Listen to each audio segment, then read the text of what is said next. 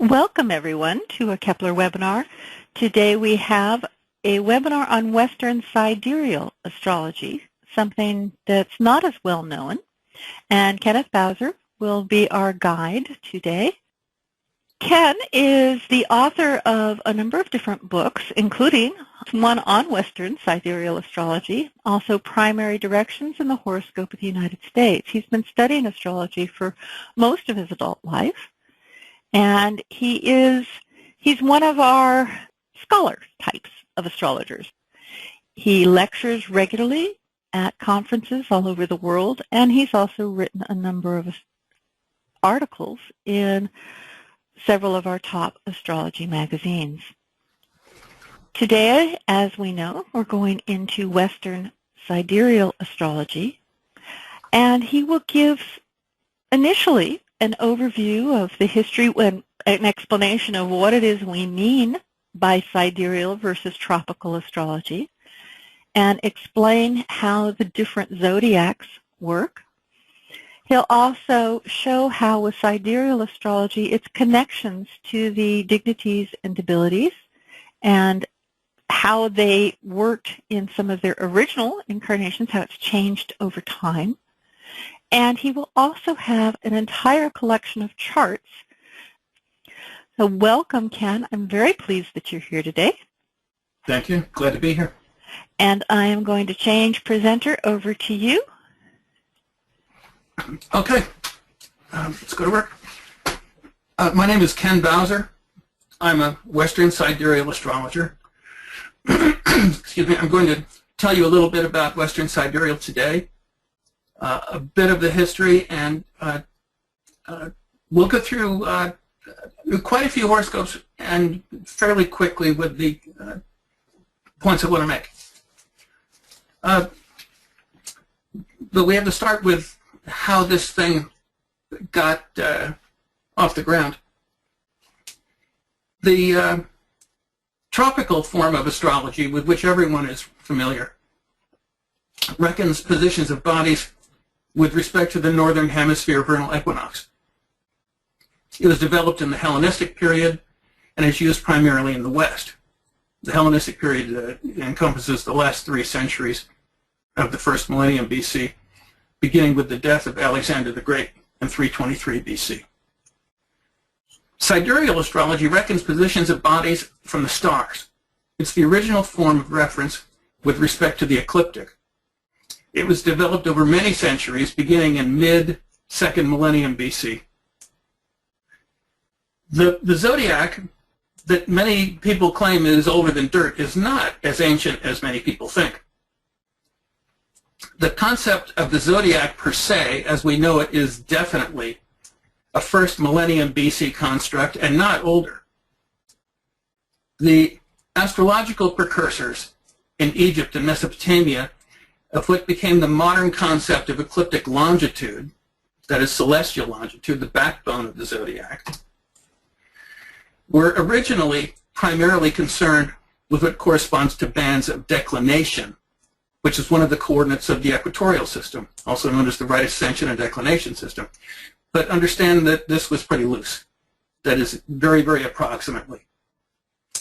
The equatorial system was never a rigorous, accurate, well-defined system in the ancient world.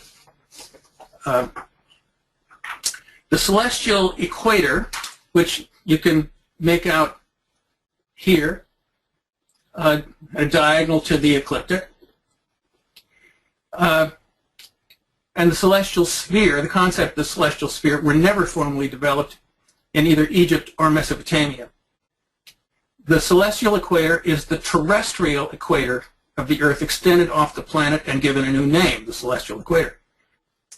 Loose constructs that approximate equatorial reckoning, that is RA and DEC, were developed in China, Egypt, and Mesopotamia, the oldest societies with astronomical records.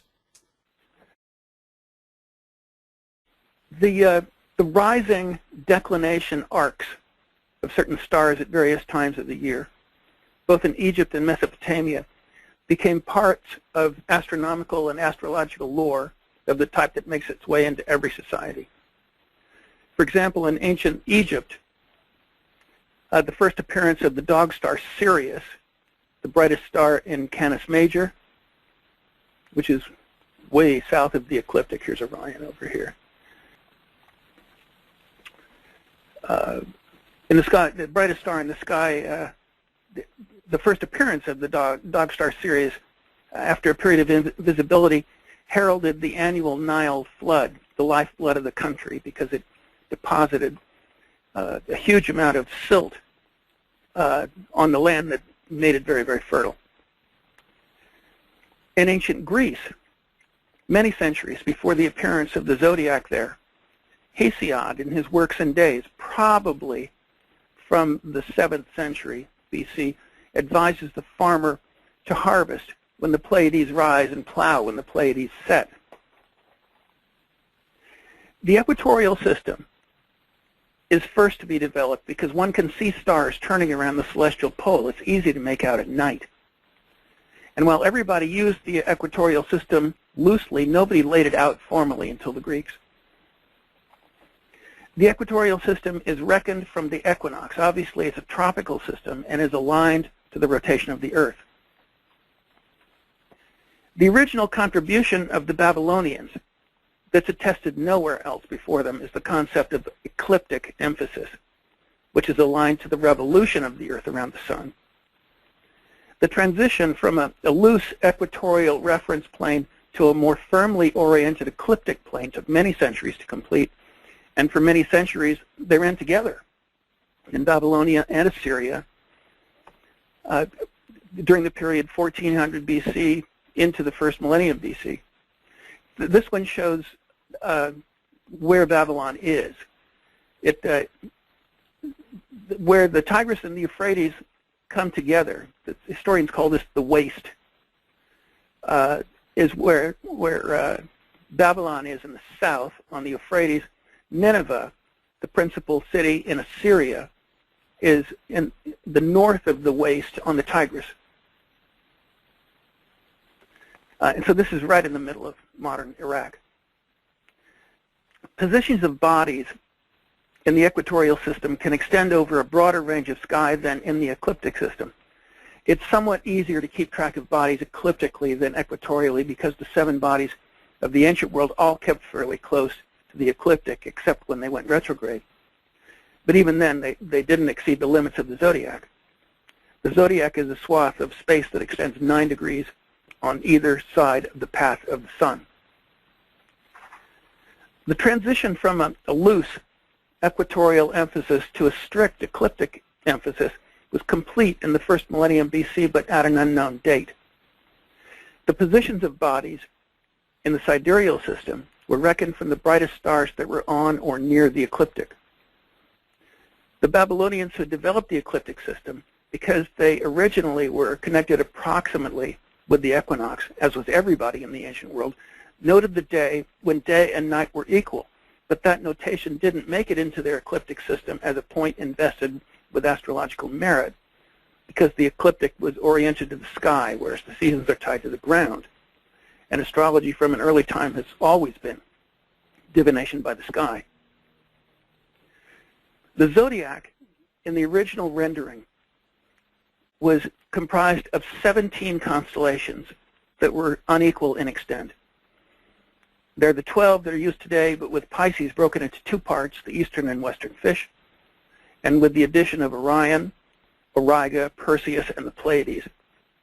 Sometimes an 18th constellation was included called the Swallow that was also inside Pisces. Sometime in the first millennium, the 17 or 18 were reduced to 12 to facilitate easier computation. These 12 conform approximately to the modern constellations, but their great advantage is that they don't move. They're fixed in space. That is, since they're sidereal, their positions in the sky don't change, whereas tropical positions move a degree to the west every 71.6 years. The Babylonians were extremely conscientious record keepers. They noted in particular the times and positions of planets at their first appearance after a period of invisibility, their first station, their opposition point, the second station, and the last visibility. For many centuries of record keeping and study, they noted periodic relationships that are only afforded to those who keep good records of astronomical phenomena. And it's from these records that the Babylonians developed the first ephemerides from which they could predict future positions of the planets. This is an enormous achievement, and it's considered by historians of science to be one of the greatest technical triumphs of antiquity. The Greeks had nothing like it until they adopted Babylonian parameters, lock, stock, and barrel, into their astronomical methodology many centuries later. When the Greeks began to contribute to astrology late in the Hellenistic period, the early part of the first sign of the zodiac, Aries, was beginning to appear at the northern hemisphere vernal equinox. When Hipparchus of Rhodes, the man who is credited with discovering precession, whose dates are unknown, but he was definitely very active during the period 146 to 127 BC. When during his day, he's the guy who put the beginning of the zodiac at 0 Aries, even though he would have been totally aware that 4 degrees of Aries rose at the equinox with respect to Babylonian reckoning, because he constantly acknowledged his debt to the Babylonians and learned a great deal from them and incorporated virtually all of their parameters into his own work. But when he did that, astrology was thrown into really serious disarray that was not fully reconciled until the medieval period.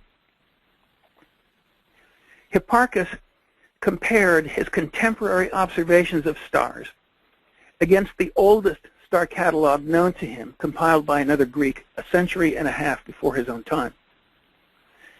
He noticed a difference of 2 degrees between his positions and the earlier ones, that is all of them, and concluded that the stars probably had some very slow motion of their own. And fairly sure of the immobility of the Earth, he concluded that the stars had to be moving and were therefore not an absolute standard. Modern astronomers now think he changed his mind at the very end of his career, but by the time of Ptolemy, 300 years later, the difference between Babylonian reckoning, that is sidereal reckoning, and tropical reckoning were all but coincident. And without instruments to note that tiny difference, you just can't make it out. Claudius Ptolemy, whose approximate dates are variously given to encompass the range 90 AD to 175 AD, was the foremost astrologer and astronomer of his day. His views and those of Aristotle were the main astronomical standards in the West until the 16th century of the current era. The phenomenon of precession is the mechanism that separates tropical from sidereal reckoning. And here's what it looks like. You see what's happening there? The spin axis is moving. And the gyroscope is the best way to illustrate a spin axis that describes a cone. This is the motion of the Earth slowed down into extreme ultra slow motion. The period of the rotation of the Earth's spin axis is 25,800 years. And a pretty remarkable coincidence developed in the 3rd century of the current era when the tropical and sidereal reckoning were exactly identical in 221 AD. That is, everything that an old-time siderealist from 800 years before and a current tropical astrologer would talk about would be the same thing. There was no difference between tropical and sidereal reckoning at the very end of the age of Aries, which had begun in 1955 BC and ended in 220 AD. So the first year of the age of Pisces is 221. At Ptolemy's death, sometime in the second half of the 2nd century AD, the difference between tropical and sidereal reckoning was less than 1 degree. So without instruments and a marking star, nobody can make out less than a degree in the sky. So as a matter of irrefutable fact, in Ptolemy's day, one could look due east at dawn on the day of the vernal equinox and see the sun rise with the very earliest star in Aries. Now, today, 2015, one looks due east at dawn on the day of the vernal equinox and one sees 5 Pisces rise with the sun. The tropical school says that doesn't matter, that the sun at the northern hemisphere vernal equinox equals Aries forever. They ignore that the northern hemisphere vernal equinox is the southern hemisphere autumnal equinox. The sidereal school says that it very much matters and that one cannot ignore the sky. So we're in the age of Pisces, a siderealist would say, and the celestial influence makes its way to us via the backdrop of the sky, which has nothing to do with the condition on the ground. That's the gist of the tropical sidereal argument.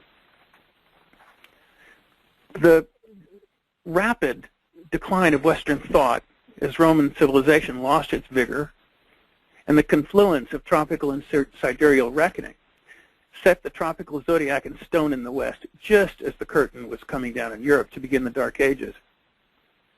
As that was happening, there was a curious mix of tropical and sidereal reckoning in the West that is easy to see as 2 reference systems colliding with nobody alive capable of explaining the difference because nobody had an overview of true solar system geometry.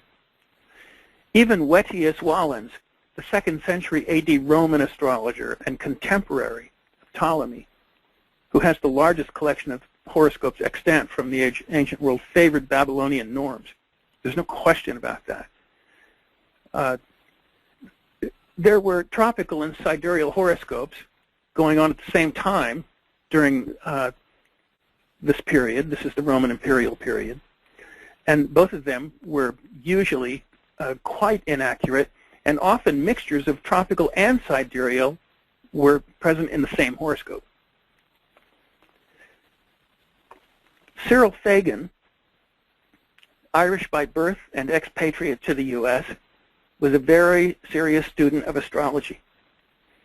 He was very hard of hearing due to the effect of scarlet fever that he suffered as a child. Fagin's father was a surgeon, but Cyril couldn't follow his father in a professional career because he couldn't hear a lecture in a classroom situation. Another condition where fate turns you toward what your real calling is.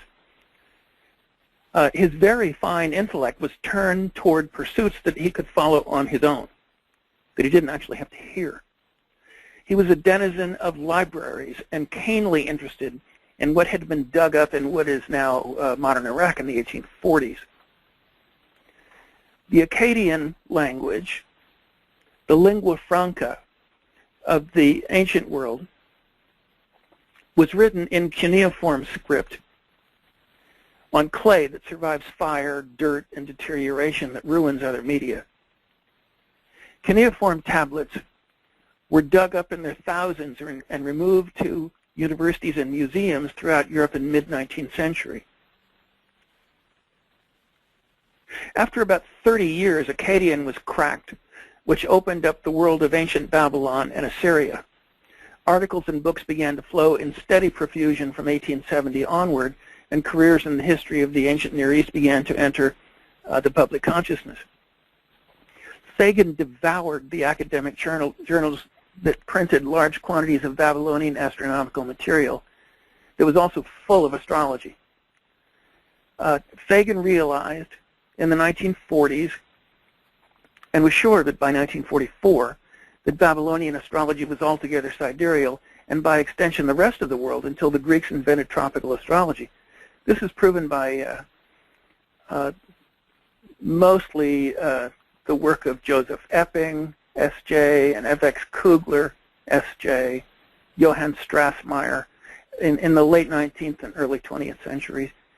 So he had access to very, very good texts that were talking about astrology in a dispassionate way.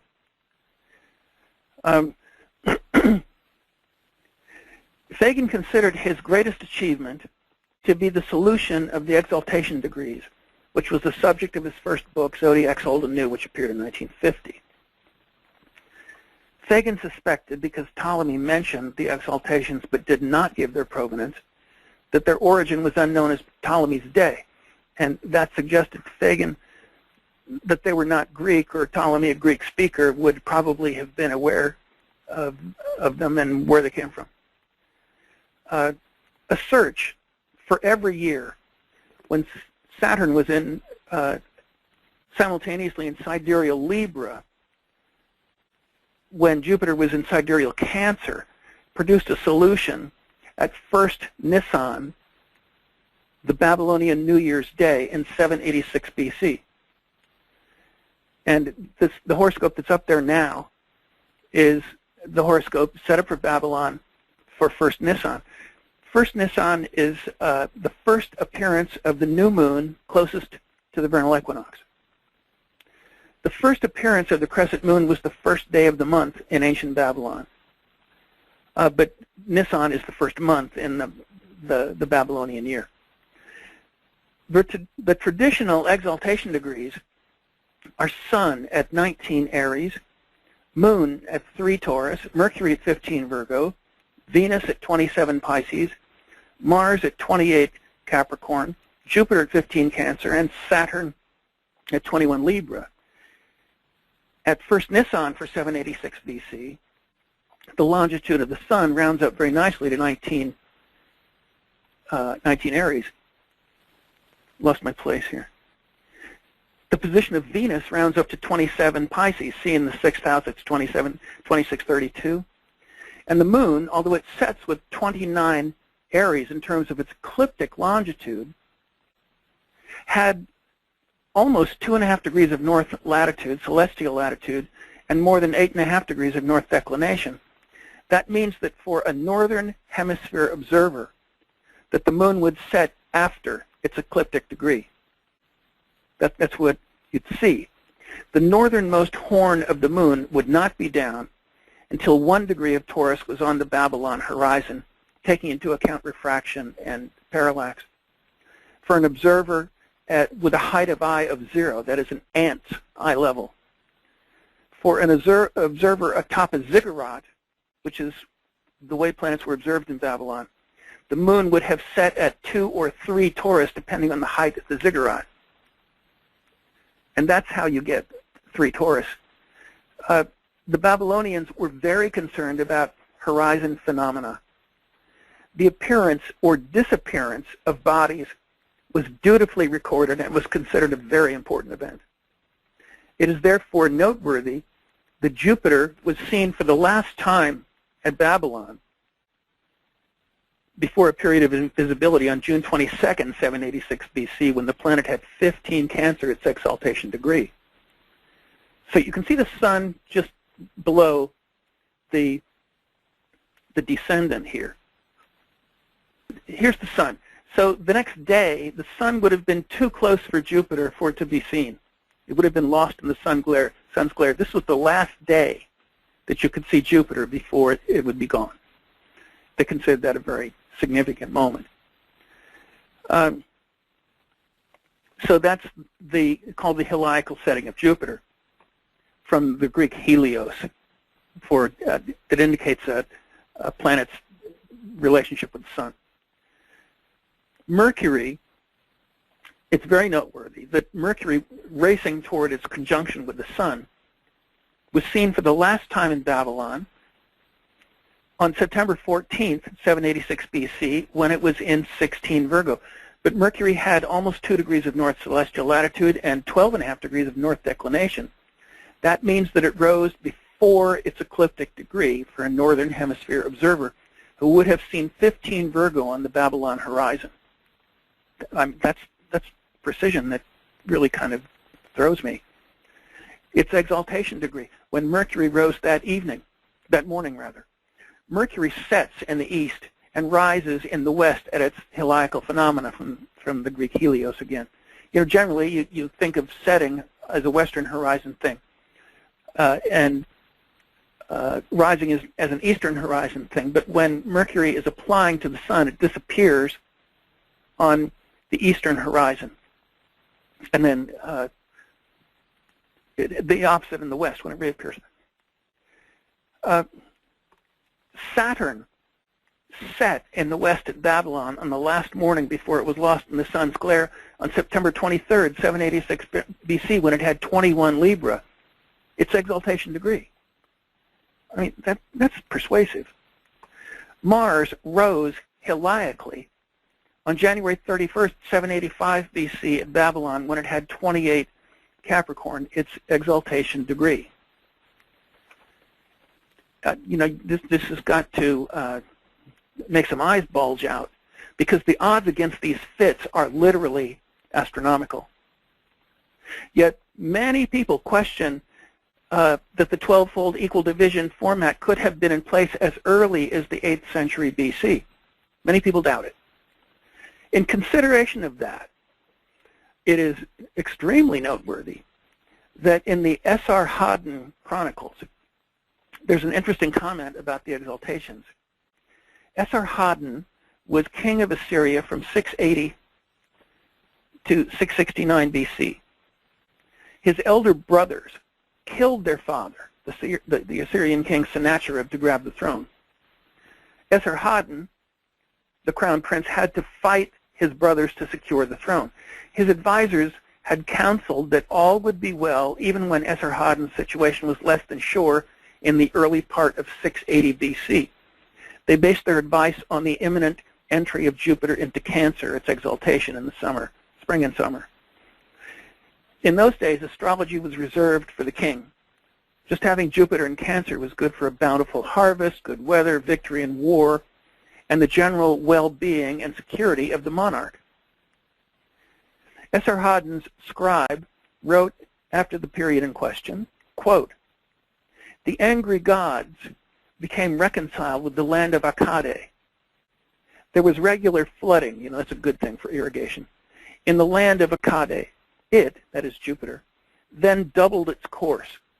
In the month of Petbabi, it reached its Ashar Nasirtu, that is its exaltation, and stayed in its house."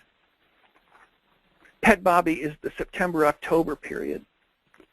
Jupiter was very slow for 3 weeks before it turned retrograde on October 27th, 680 BC, at 14 degrees 36 minutes with respect to Babylonian reckoning as marked out by the modern determination of what Babylonian sidereal longitudes were in the ancient world.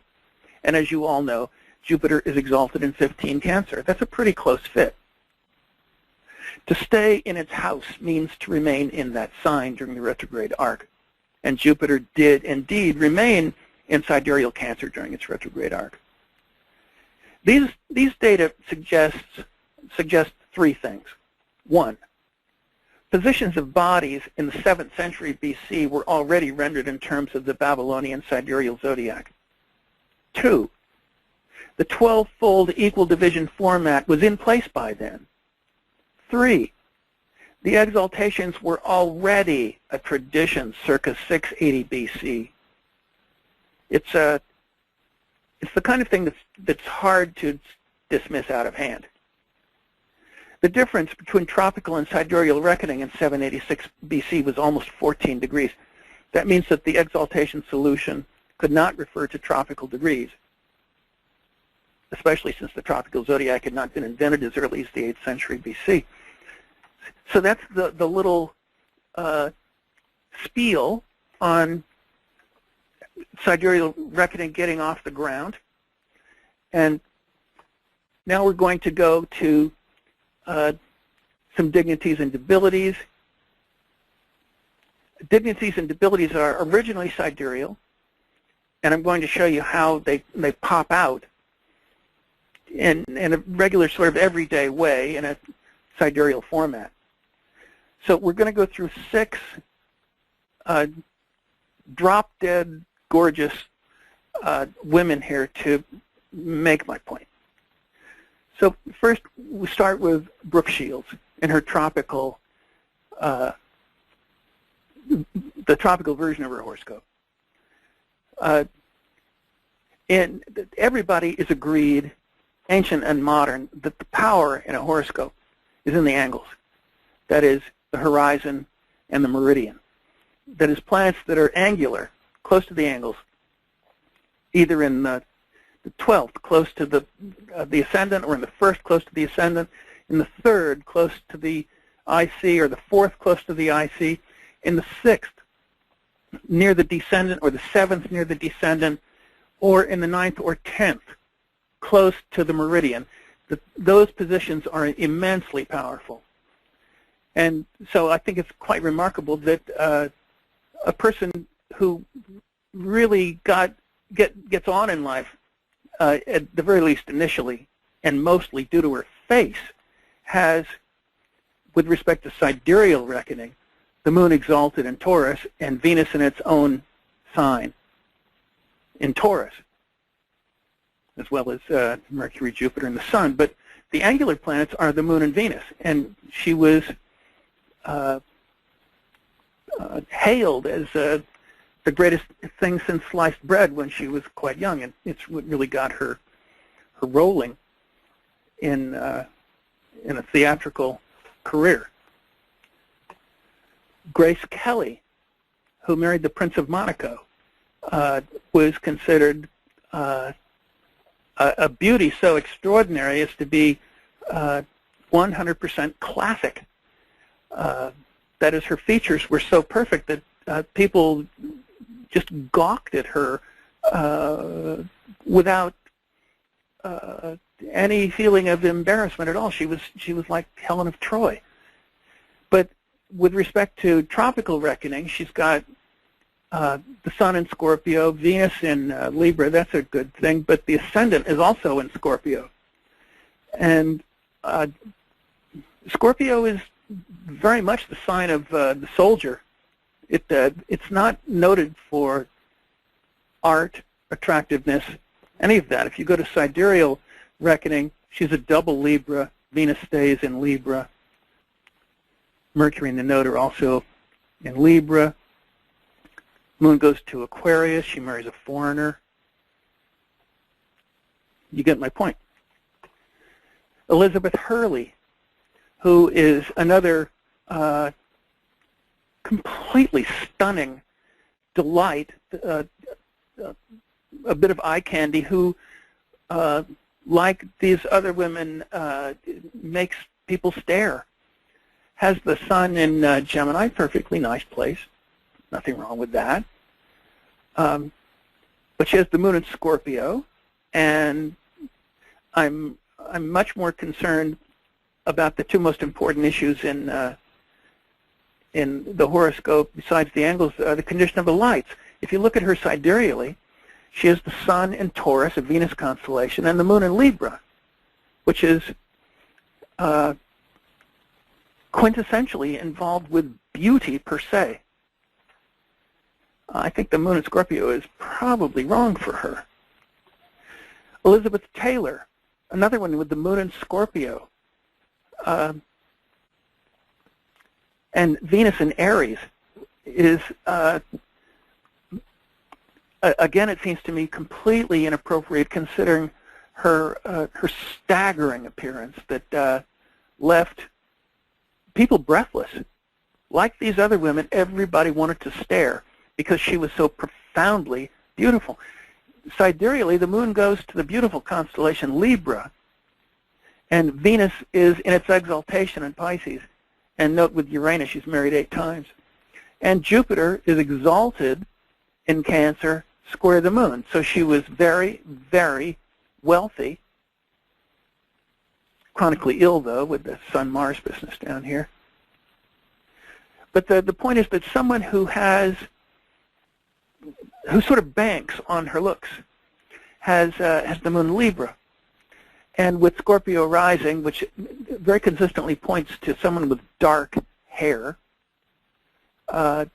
she was sort of a smoldering beauty who nevertheless turned heads like they were in ball bearings. Nicole Kidman, who is such a soft sweetheart that you have to wonder about Scorpio rising, and that Venus is in a masculine sign at the midheaven, looks more clear in terms of sidereal reckoning, with sweet, gentle, gorgeous Libra rising and Venus in Cancer with Jupiter exalted in Cancer, both of them in the MC. It seems that Libra is more appropriate ascendant, especially for a blonde, for someone who is so exquisite as to be a jaw dropper. Catherine Deneuve, a great French beauty who's a little bit too old now for most people who are 30 and under to remember, was also so amazing, so exquisitely beautiful as to leave people speechless with their jaws on the ground. And so you would expect the Sun and the Moon, maybe the Ascendant, possibly Venus, to be well disposed with respect to beauty. But when you look at the planet that's closest to an angle, which is the Moon, square the midheaven, it's in a masculine constellation, Leo. But with respect to sidereal reckoning, the Moon goes to its dignity in Cancer. She's quintessentially feminine. And the very fortunate constellation Sagittarius shows up in the east. Sun stays in Libra.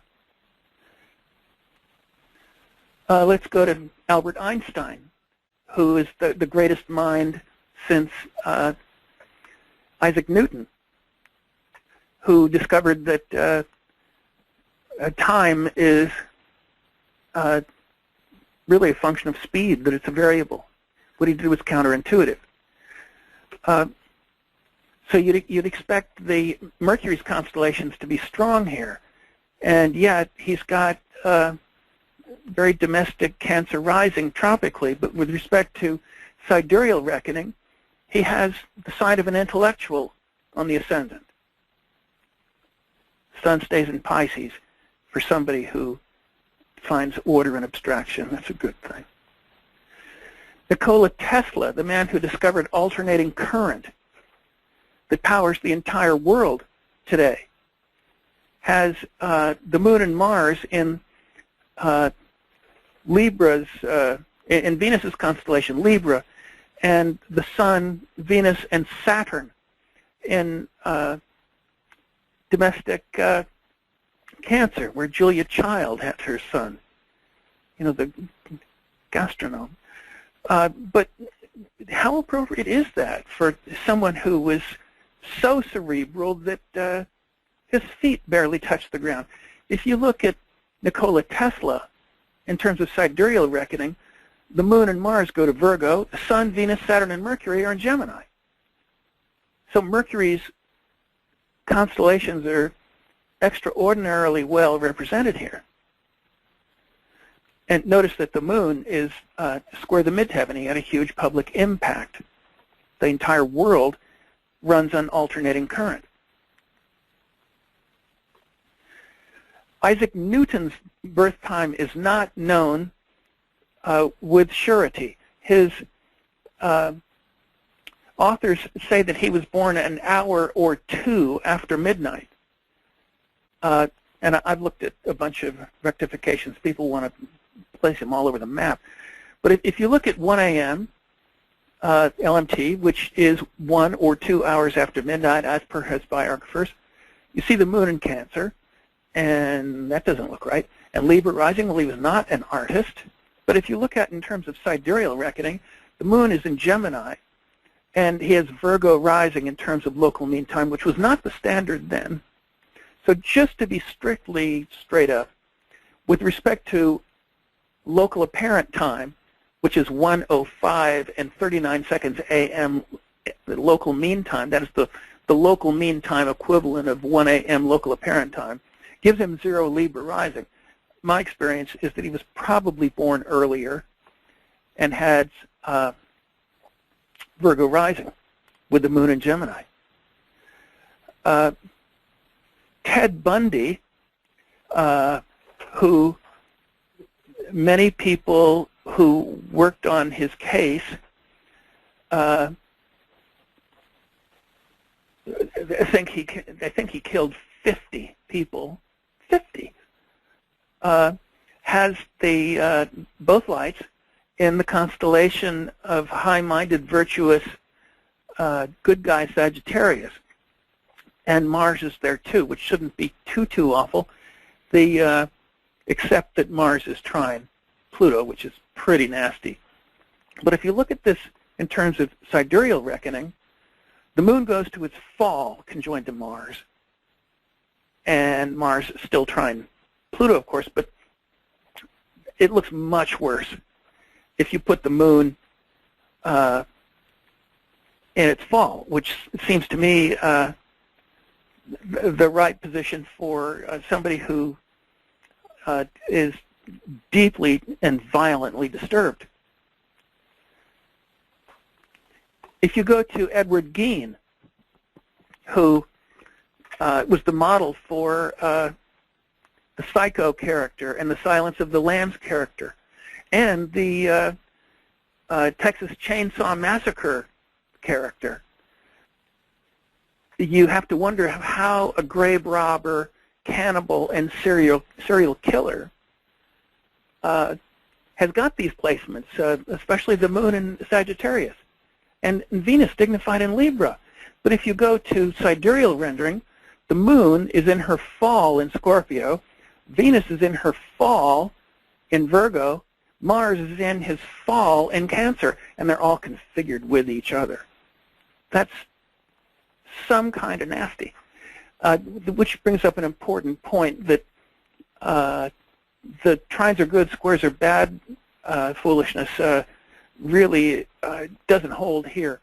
That is, the nature of a relationship is determined by the planets that comprise the relationship. So you don't look at Sun, Mars, and say, oh, well, that must be a good thing somehow.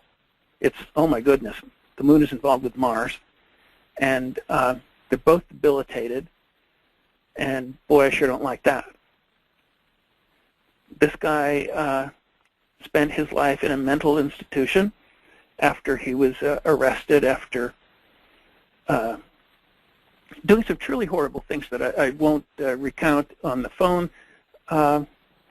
But somebody who was even worse was Dennis Nilsson, born in Fraserburgh, Scotland, who admittedly has something that's nasty on the face of it, because this Mars-Saturn business up here clearly is not a desirable thing to see angular. Yet, there might be some hope, because the moon is dignified in Cancer tropically, and he's got a warm and fuzzy Libra rising. But when you look at this in terms of sidereal reckoning, the ascendant goes to cold, intellectual Virgo, and Mars goes to its fall. So you've got Mars at the midpoint of Saturn and Pluto, with Saturn in its detriment and Mars in its fall, and the Mars and Saturn are angular. That's very nasty. You lose the dignity of the moon in Cancer. You look at this and say, this could be very, very bad indeed. He killed a lot of people and was caught as a result of dismembering them and flushing their body parts down the toilet so much and so often that he stuffed up the toilet and the drains of a lot of downstream pipes. That's how he was caught. Not nice. And yet you might not get the impression that they were as bad as they really are from a tropical point of view. Here's Ronald Reagan, the arch humanitarian and hippie and very humanistic and advanced thinker. Not. See, he has a sun in Aquarius. But if you go to sidereal rendering, you've got the arch conservative with the sun in Capricorn. But look how fortunate this is. He's got the sun involved in a T-square with Jupiter and the moon. That's massively fortunate. Jupiter-Moon opposition, really tight. Look how close that is. This is from his biographer. not anybody's rectification. Here's Abraham Lincoln. This is what Aquarius looks like. He's a double Aquarius, tropically and sidereally. But I give him in contrast to Reagan, because Reagan is really a sidereal Capricorn and acted like it, a very, very hidebound conservative man who saw no virtue in anything but looking to yesterday. Since Aquarius is the detriment of the sun, it's not concerned with power, but with perhaps giving or enabling others to realize their own power. So he's a classic. This is from his biographer, who said he was born about sunup. That is approximately sunup. That's the closest that you're going to find for the birth time for Lincoln. So I put him here at sunup, and as you will see in a little bit, I think he was born pretty close to sunrise, but maybe a little bit afterwards. So here's Lincoln sidereally, still a double Aquarius, and still with the moon in Capricorn, square Mars. And so while he loved his wife dearly, she was a problem to him, even though she predicted years before he became president that he would become president. Here is Dick Cheney, another major humanitarian who has advanced thinking in all areas, not with the sun in Aquarius. Sidereally, the sun goes to Capricorn. Some people speak of him in satanic terms. It's he's not a good representative of Aquarius, but because he's got almost the same situation as FDR, who was also born January 30th, 1882, and has many of the same combinations, you would say, well, what gives here? So here's FDR, but FDR has the sun Venus, and he doesn't have that sun Pluto. That's the difference. And so they both have Saturn and Jupiter and Neptune working on the sun. Cheney has the sesquiquadrate between the sun and Neptune. So I show Roosevelt because otherwise somebody will say, hey, you're cherry picking. How could you pick on Cheney as someone who's very, very conservative and then just sort of glide over FDR? It's because of the other things that configure the sun. Now, we've got some solar returns here that are good at illustrating the difference between tropical and sidereal. As I mentioned earlier, or perhaps I didn't, the tropical year is 365 days, 5 hours, 48 minutes, and 46 seconds. That's the equinox to equinox period. The sidereal year is 365 days, 6 hours, 9 minutes, and 10 seconds.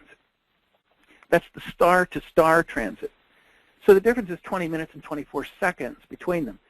That means that tropical and sidereal solar returns diverge by an hour every 3 years. So after decades, they're often different by more than a day. So while I don't really want to talk about Thomas Edison, which you may recognize here on the left, I want to talk about his solar return because the solar return for 1879, which is when he successfully developed the incandescent light bulb that changed the world. He had what was almost beyond question the best solar return of his life up to that point, and it's a really, really good example of what a very good solar return looks like, with the Sun-Jupiter conjunction straddling the horizon, natal Jupiter in the meridian, solar return Venus square that Jupiter and the meridian, and the solar return moon trine Jupiter. It was almost an exaggeration, an embarrassment of riches. I look at this and say, wow, everyone should have something like this several times in their lives. This is dynamite.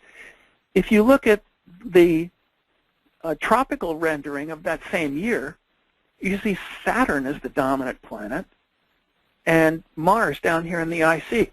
And while he has Sun-Jupiter both ways, the Sun-Jupiter goes to the angles with respect to sidereal reckoning, which renders it much more powerful. And you get planets that are not noteworthy with regard to what actually happened to him that year. You could say, well, yeah, he's got Jupiter trine the moon both ways, but it's really tight in terms of sidereal reckoning, and the Jupiter occupies an angle. Here, neither the solar return Jupiter nor the moon is angular, and the trine is 5 degrees out.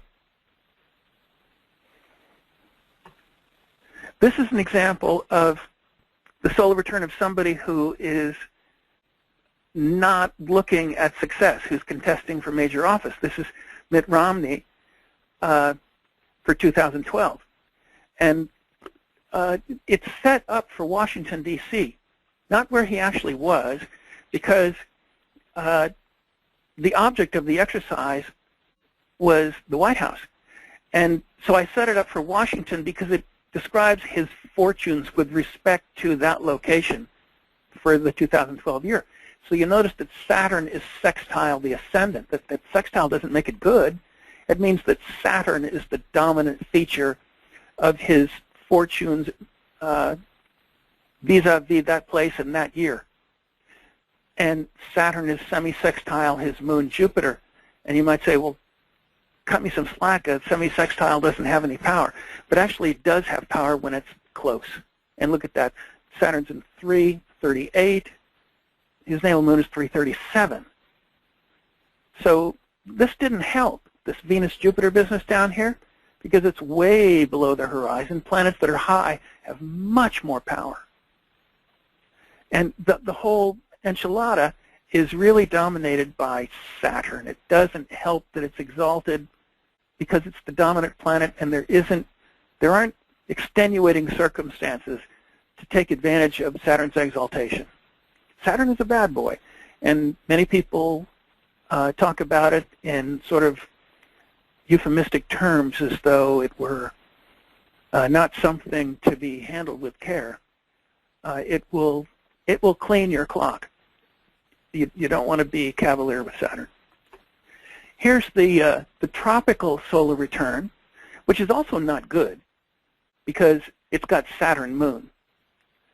So in fairness, this tropical solar return is not auspicious, but it doesn't really place anything on angles except the natal Saturn, and not really very close. See, 5 degrees from the angle. So the tropical is bad, but not nearly as bad as the sidereal. It's a difficult chart. Now, here's Abe Lincoln. His tropical solar return for 1864, which is when he was reelected to the presidency. And yet he has Saturn down here at the bottom of the chart, which makes me say, what? Why? What's going on there? Is it fair to predict a win from a solar return like this? I don't think so. If you look at his sidereal solar return for 1864, you've got Jupiter square the sun, Jupiter sextile the natal moon, Jupiter sextile the solar return Mercury, very close. Mercury moon has a lot to do with being popular. God, I hate this mouse. And Venus over here and Mars, incidentally, are both trine the solar return moon. So I think he was ill during that period, but Moon Venus is the most popular combination of all. Moon Mercury is good. Venus Moon is the darling of the crowd.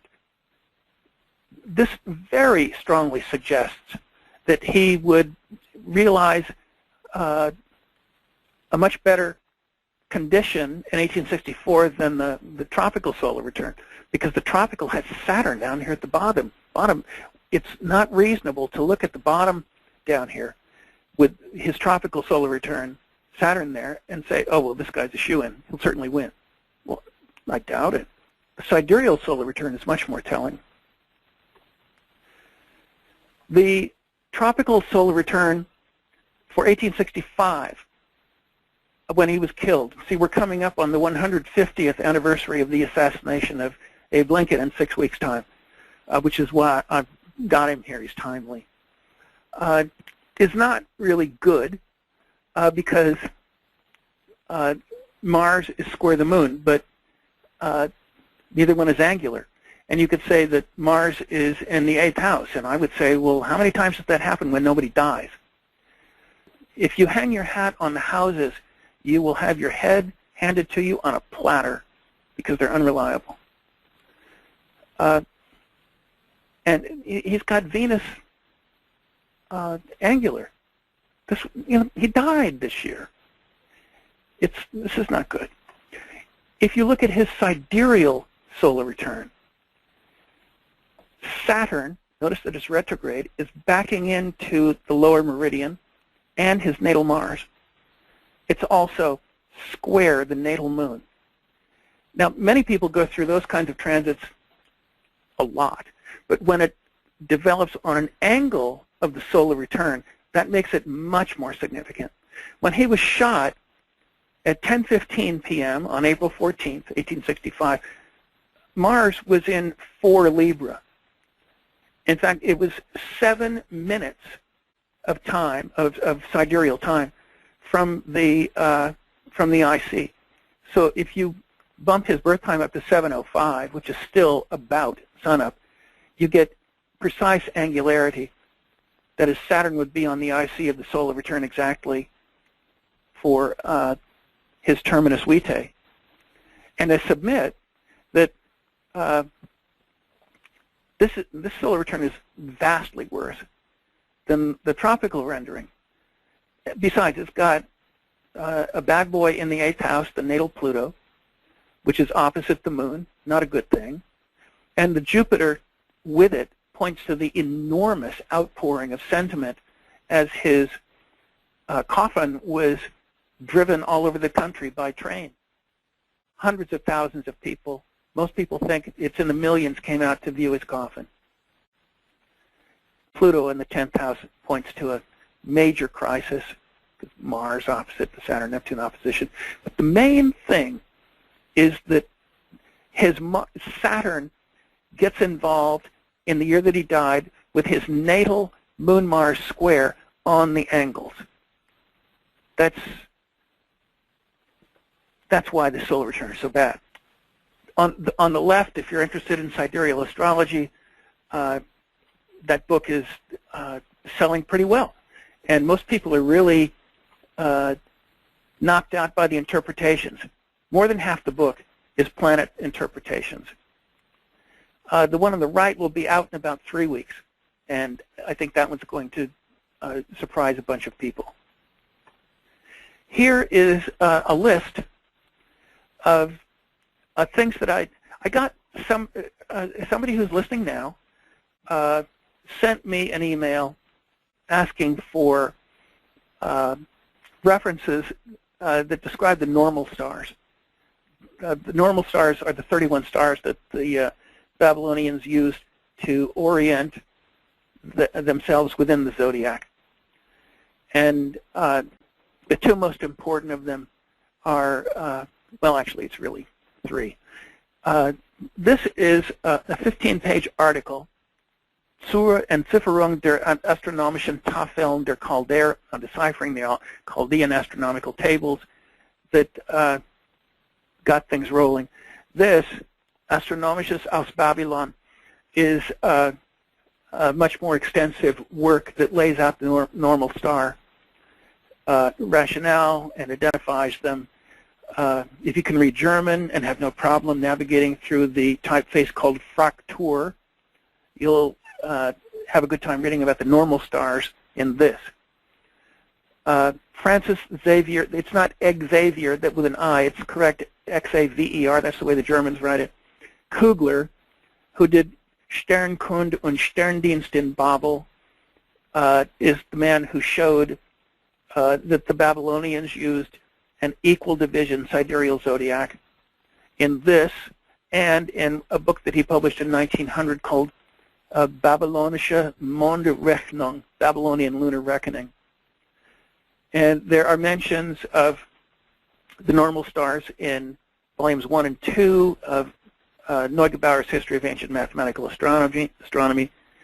The Journal of Cuneiform Studies has a very important article in volume 6, 1952, that you should read. And Franziska Rochberg Halton, well, she divorced Halton, so just Franziska Rochberg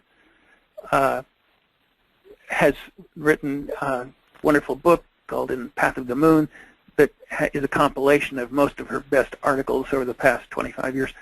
But the two books that probably contribute most to contemporary understanding of sidereal astrology are The Heavenly Writing and Babylonian Horoscopes. They're both available. I got the Epping's 15-page article at the Catholic University of America, still there.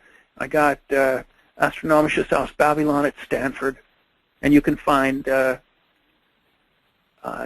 you can get that, I believe, at the Doe Library at UC Berkeley. So let's see, that's it. So I'm ready for any questions. There are some questions. Let's see. Let me go back here. One is to describe a little bit more of how you're creating your solar return. I mean, it looks like they're relocated, and then you use the have solar, to do that. Right, and then you're using the solar return ascendant, even though the natal's in the center. Yeah, you're only concerned not with the natal angles, but with the solar return angles. Okay. And siderealists generally put the natal planets in the center. Okay. And the transiting planets, the solar return planets, on the outside. But the angles are reckoned from the solar return, not the natal. Another question is, do you utilize any of the Vedic techniques in sidereal astrology, something like similar to the nakshatras, or using any of that kind of logic in Western sidereal? I don't use the nakshatras very much, but I take note of them. I do use the navamsha in natal interpretation. Okay. Because you described me as sort of a research kind of guy, but I make my living doing interpretations. I do regular bread and butter astrology, and I look at things from as many points of view as I can. And my opinion, even though I think that Indian astrology can't support its positions with regard to its antiquity, the people during the Gupta period, begin 320 AD, that lasts till 711 AD, had some of the greatest minds in the history of astrology doing it, specifically Varaha Mihira and Aryabhata.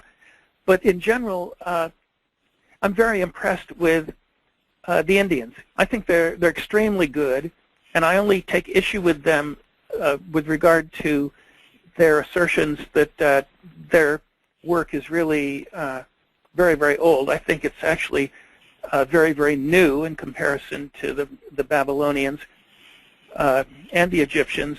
And yet, the Egyptians, the Hindus are good interpreters.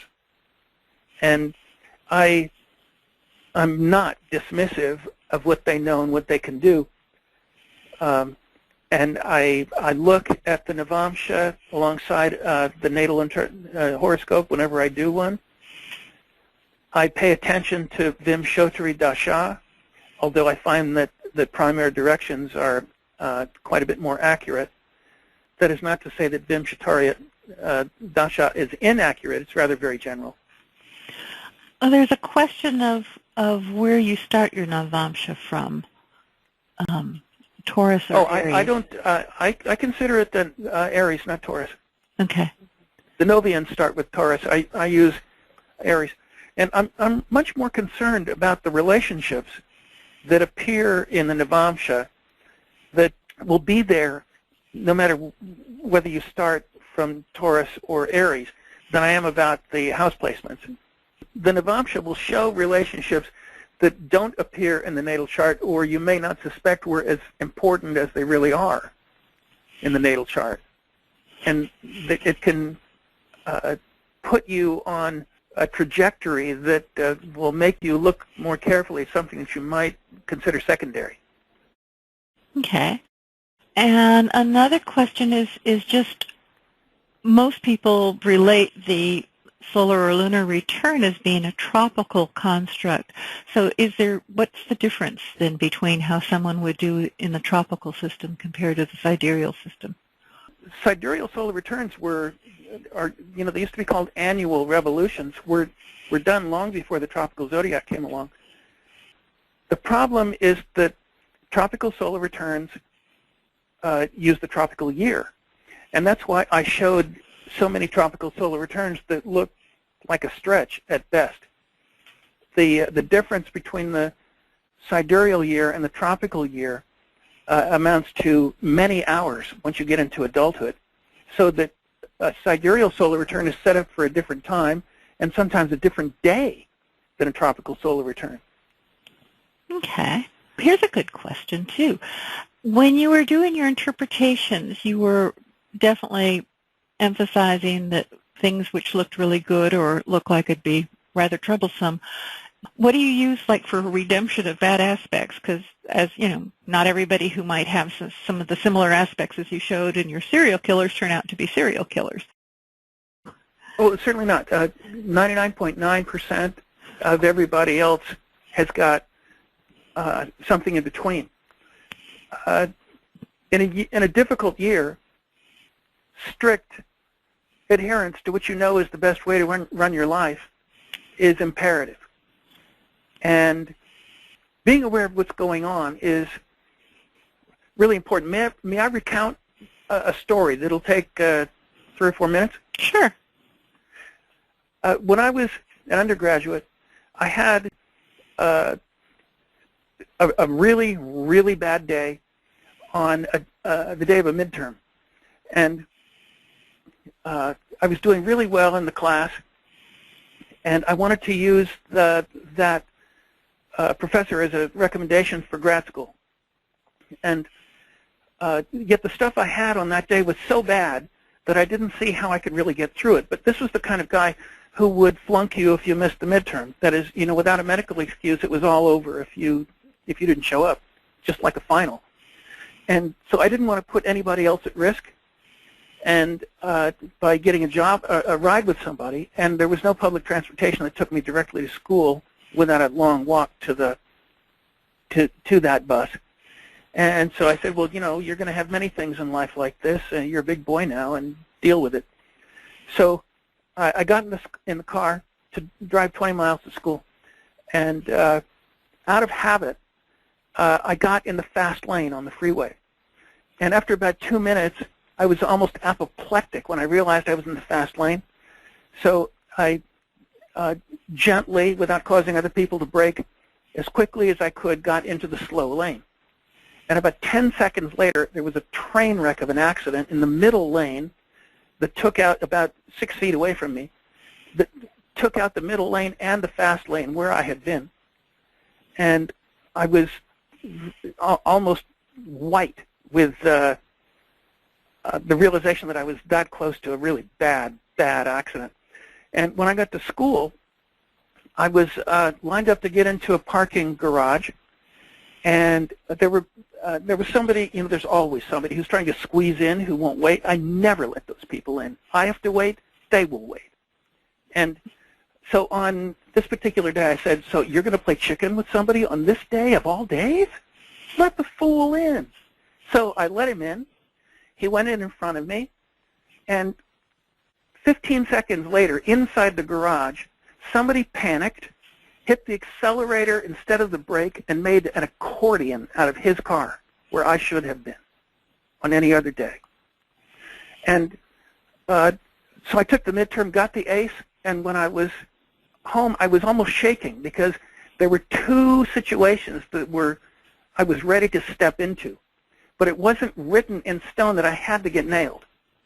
But I was aware of what day it was, that it was a day when I had to be extremely careful because it was sort of like a setup. And the point was that if you don't assume that because you've got bad stuff that you must get clobbered, you can take steps to avoid it. So I don't subscribe to the position that many astrologers like to parrot as far and wide, that we're all free will agents. If that were true, everybody would have an excellent situation. Nobody would have any problems. I think it's about 50-50 that fate is at least as strong as free will. Actually, I think it's stronger. But that you're not some kind of helpless puppet dangling on the strings of fate. So when you've got really awful stuff in front of you, you dig down and deal with it as best you can, and don't invite situations that will exacerbate a problem or create a new one, as though you're going to say, well, I won't allow bad things to happen in my life. Okay. So that's sort of a long-winded answer, but that's it. Somebody was wondering if you remember what the planet combination was active on that day. It was a double Mars-Mercury. Mars to my Mercury, transiting Mercury to my Mars. And Sun conjoined to Saturn. A challenging day. Yeah, but I got an ace on that midterm. And so I was studying for that. I was burning the midnight oil. Mercury-Mars is sometimes good for intense application to the work at hand. Another question here. You made a comment about the unreliability of the houses. So is your focus on angles far more than house? Much more. Much more. The houses are, in my opinion, the most unreliable of the astrological indices. That is not to say that I don't look carefully at the 8th and the 12th, the most troublesome houses. And I recognize that the 5th and the 9th are extremely helpful. I just don't assume that the ruler of a bad house has to be, in the words of some Hindu astrologers, spoiled, completely spoiled. Or that, they'll write off anything that's associated with the 8th and the 12th, and also the 3rd, 6th, 10th, and 11th. They don't like either. But I think you can go way, way overboard on houses, and that the serious players tend to embrace aspects and stars and angles more than houses per se. And that very often people, as they start doing this for 20 and 30 years, start to move away from a pure house interpretation, more toward a zodiac one. Well, I saw you also were using a Campana system. Mm-hmm. You're just wondering why choosing that specific one? Well, only because it breaks down at higher latitudes than other house systems. But I don't get really excited over any house system. Okay. I don't have a favorite. It's just that because Campanus works at higher latitudes, it's a trisection of the prime vertical. It has decent rationale behind it, but I think they're all overrated, even equal house. And I'm more inclined toward the equal house and Campanus than any others. But it doesn't seem to me from experience that because one house system moves one planet out of a bad house into a good one, that makes a great deal of difference. The houses are overrated, and I think most of the pros see that, because you learn a lot year after year of having people sitting in front of you emptying their guts. Astrologers are often the poor man's shrink. And people, once they think that you see them fairly well, will tell you all kinds of stuff.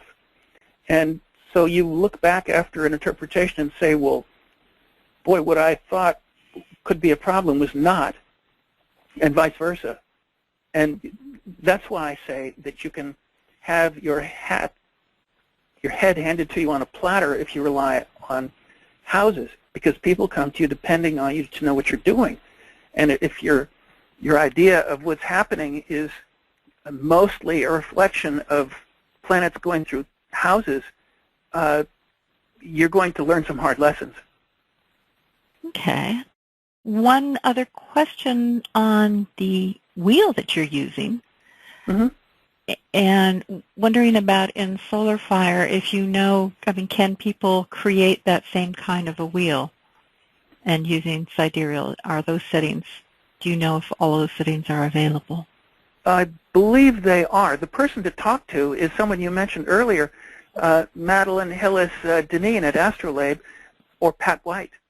Okay, well, I do know that they have a Sidereal setting, so I'm sure that, especially in her workshop, she'll be able to show people that too. She's extremely nice. Both of them are very, very helpful, very knowledgeable, and those are the people to address a question like that too. Okay. The other question then, if houses are not, then it's angles, planetary aspects, and midpoints. Are those that seem to be what you were pointing to most consistently? Are those the main ones you use? Yes, but don't get me wrong. I don't dismiss the houses out of hand. Okay. I recognize that they have value. Rather, I don't make them primary. They're secondary. Okay. And I use stars quite a lot. And you really have to look at stars in the equatorial system because most of them are not on the ecliptic. So you can assume that a star that has the same longitude as some spot in the horoscope is really there when it's not even near it. And so you have to take into account where a star really is three-dimensionally to make a statement about stars. And many people make lots of ridiculous statements about star-to-planet combinations that don't have anything to do with where a planet really is in space. And so I'm careful to take into account where the stars really are and not to pay too much attention to their longitude, because unless they're right on the ecliptic, they're not going to be where you think they are from their longitude position. So stars, angles, the condition of the lights in particular, the sun and the moon, elevation is immensely important, which is one of the reasons Jeb Bush is going somewhere. He's got Jupiter and Uranus high. That's very auspicious. Unfortunately, because as you must gather, I'm a lefty, his chart looks fairly presidential. And I think if there is a meltdown in about 1.25 years to 1.5 years, he'll definitely win. And not particularly because of his intrinsic merit, but rather because people will blame the Democrats, even though the Democrats have brought everybody out of the mud. Well, I hope it doesn't come. None of us want to see another meltdown. Well, it's likely, though, because the really super strong, powerful bull markets, the ones that are not just steady plotters, but the ones that show a meteoric rise, very rarely last more than 60 months. And this one is way past 60 months. So we're primed for something to happen, and some really awful things are happening next year. Okay. Well, next question, back to the astrology side. Some clarification on the sidereal about how whether the constellations are used, or is it more the stars in the constellations? It's the stars in the constellations. So it's not, yeah, the question was dividing the constellations into 12 segments, but that's not what's really happening. Correct. It's not. even though the 12-fold equal division is an approximation, not a terribly bad one, of the real sky, Pisces and Virgo are pretty big. And Aries, for example, is pretty small. My day-to-day experience is that the 30-degree equal division sidereal zodiac format has merit, and yet I'm somewhat more concerned with the actual stars that are emphasized, the individual stars that are emphasized, than being in lockstep with Aryan traits, for example, that must absolutely manifest at 29 Aries, even though there isn't very much of anything in 29 Aries sidereal.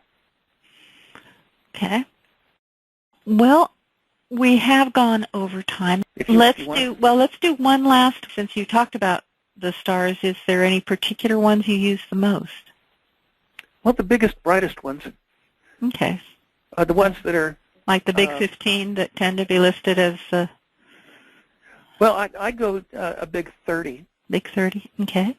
The ones that are near the ecliptic and the ones that are not near the ecliptic. For example, Sirius, which we went over earlier, is very far south of the ecliptic. It's not an ecliptic star at all. And yet it's so big and bright and has such tremendous power that I think it's foolish to dismiss it.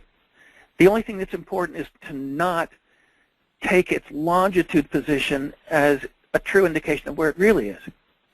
Okay. Because its longitude position has almost nothing to do with where it really is. You want to do stars in right ascension and declination, absolutely. No question about it. And few people do that. And the ones who do start doing that have their eyes opened. It's an enormous difference. Okay. And I get the other one that was just connected to the talk about the zodiac was, so if you're really focusing on the stars as anchor points, then having a 13th constellation like Ophiuchus doesn't really matter at all, because you're not doing constellation, you're doing an astrological zodiac. Would that be correct? Yeah, but you know, most of Scorpio is really Ophiuchus. Mm-hmm. Most of Scorpio is well south of the ecliptic. So the territory that is called Scorpio is actually the territory that belongs to Ophiuchus. Ophiuchus is south of the ecliptic. Ophiuchus is on it. And Ophiuchus, incidentally, is one of, I think there are 2 stars in Ophiuchus that were a part of the normal star pantheon. But what you want to be concerned with is what other people who are serious players have said about the various stars. And if you have examples in your own life of how what other people have said has merit or just a lot of gibberish. A lot of people in astrology say a lot of ridiculous things, and it's sort of passed off as very hip. And yet it's a very limited value when somebody is sitting in front of you who doesn't want spiritual jargon. They want to know what's going to happen, why, what's actually happening, when will this end, when am I entering a good period, how will it manifest, things like very practical questions. That's a good point. Well, with that, we will close for today. Alrighty. Thank you. Thank you very much. Thank you, Enid. Thank you for having me. Interesting.